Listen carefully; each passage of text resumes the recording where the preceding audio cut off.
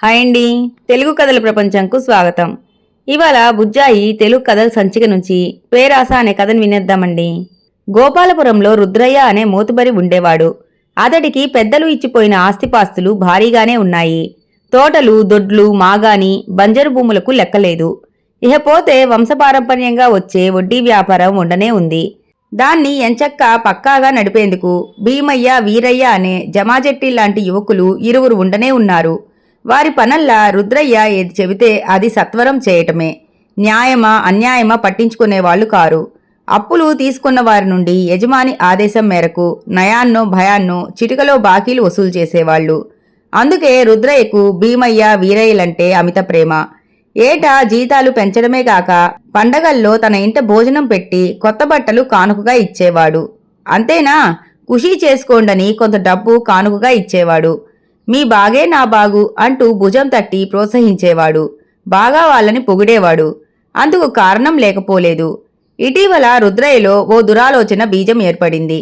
ఎన్నాళ్ళు ఈ భూమిని దున్ని మట్టి పిసుక్కునే పనులు, బీదా బిక్కీల వద్ద కొద్దో గొప్పో వడ్డీలు వసూలు చేసి లక్షలు కోట్లు సంపాదించగలను. ఇహ మీదట ఇరుగు పొరుగు ఊళ్ళలోని వారికి భారీగా వ్యాపారాలు, వ్యవసాయాలు, పరిశ్రమలు స్థాపించే వారికి ఆస్తులున్నవారు హామీ ఇస్తే అప్పులు ఇస్తానని చెప్పాడు. కమిషన్కి ఆశపడ్డ దళారులు బాగా స్పందించి రుద్రయ్య దగ్గరకు అన్ని ప్రదేశాల నుండి మంచి మంచి పార్టీలను ఏర్పాటు చేశారు.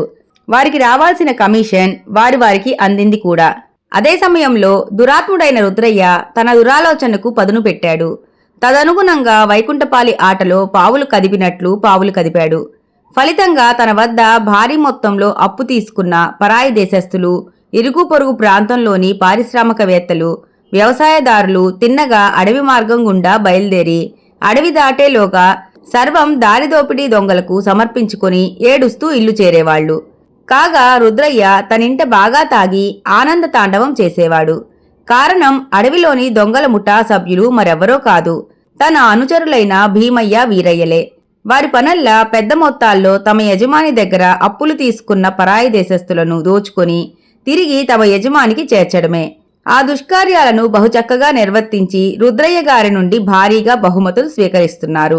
ఇదిలా ఉండగా జరుగుతున్న ఈ దుశ్చర్యల్ని చూసి బాగా కలత చెందిన రుద్రయ్య భార్య పార్వతి, ఏమండి, పేరాసతో ఇలా నేరాలు ఘోరాలు చేస్తారు, ఉన్నది చాలదా? మనకేమన్నా 10 మంది పిల్లలున్నారా? పెంచుకోవడానికి ఉన్నది ఒక్కగానొక కొడుకు కుమార్ మాత్రమే అన్నది భర్తకి నచ్చజెబుతూ. కాని పేరాసగల రుద్రయ్య ఉన్నదాంతో సంతృప్తిపడి ఊరుకుంటాడా? దండతాడిత భుజంగంలా బుస్సున ఇంతెత్తున లేచాడు. మనకేమన్నా కోట్లకు కోట్లకు ఆస్తిపాస్తులున్నాయా? కాలు మీద కాలేసుకొని తీరిగ్గా కూర్చొని తింటానికి? ఇలాంటివన్నీ చేస్తున్నాం కాబట్టే నా పూర్వీకులు, నేను ఈ పాటి ఆస్తిపాస్తుల్ని కూడబెట్టగలిగాం అన్నాడు కోపంగా. అంతే, మరొక్క మాట మాట్లాడలేదు పార్వతి. ఇదిలా ఉండగా రుద్రయ్య మాగాని అంతా మెరక ప్రాంతంలో ఉండగా చెరువు నీరు సరిగా పారక ఆ ఏడు పంటలు సరిగా పండలేదు. అదే సమయంలో లోతట్టు ప్రాంతంలో ఉన్న చిన్నా చితక రైతుల పొలాల్లో బాగా పండాయి. దాంతో రుద్రయ్య కాలరుద్రుడే అయ్యాడు. మూడో కన్ను తెరిచాడు. అన్నట్లుగానే తన కుడి ఎడమ భుజాలైన భీమయ్య, వీరయ్యలను పురమాయించి ఓ అర్ధరాత్రి వారి పంట కుప్పలను తగలబెట్టించాడు. అది చూసి ఆ మరుక్షణం జనం ప్రభంజనంలా కదిలి రుద్రయ్య ఇంటిపై పడి సమస్తం దోచుకున్నారు. దస్తావేజీ కాగితాలనైతే కుప్పగా ఒకచోట పోసి పరశురామ ప్రీతి చేశారు. అడ్డొచ్చిన భీమయ్యను, వీరయ్యను, రుద్రయ్యను చావగొట్టారు. భీమయ్య, వీరయ్యలు కాళ్లకు బుద్ధి చెప్పగా రుద్రయ్య ఆ పరగనా జమీందారు జగన్నాథాన్ని కలిసి లబోదిబోమన్నాడు. దాంతో రుద్రయ్య దురాంతాలు ఎరిగిన జమీందారు, నీకు నీ ఊరి వాళ్లు తగిన శాస్తి చేశారు. ఎవరికైనా ఆశ ఉండొచ్చు కాని పేరాస పనికిరాదు, అది అనర్థం కూడా. ఇప్పటికైనా తెలుసుకొని మసలుకో, బాగుపడతావు అని హితవచనాలు పలికాడు. ఆ తరువాత రుద్రయ్య అవమాన భారంతో ఆ ఊళ్ళో ఉంటే ఒట్టు. అయినకాడికి ఉన్న ఆస్తిపాస్తులను, ఇల్లు వాకిళ్లను తెగనమ్ముకొని ఊరే విడిచిపెట్టి వెళ్లిపోయాడు. ఇంతటితో కథ కంచికి మనం ఇంటికి. ఈ కథ గనక మీకు నచ్చినట్లయితే లైక్ చేసి, షేర్ చేసి, కామెంట్ చేసి మన ఛానల్కి సపోర్ట్ చేసేయండి ఫ్రెండ్స్. ఇక ఉంటానండి. By by.